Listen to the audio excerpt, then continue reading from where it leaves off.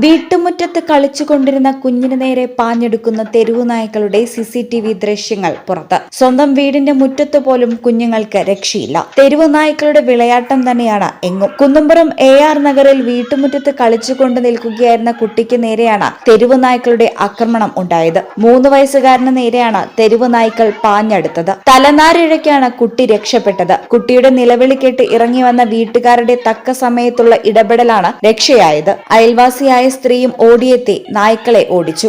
SAFF education government സ്ഥാപിതമായ Kerala state റൂട്രോണിക്സിന്റെ അംഗീകൃത സ്ഥാപനം കൂടിയാണ് സാഫ് എഡ്യൂക്കേഷൻ.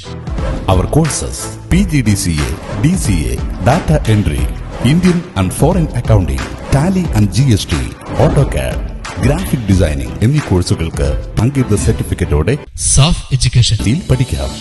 പെൺകുട്ടികൾക്കായി 1 വർഷം ദൈർഘ്യമുള്ള computer TTC, pre primary TTC, fashion designing TTC കോഴ്സുകൾ.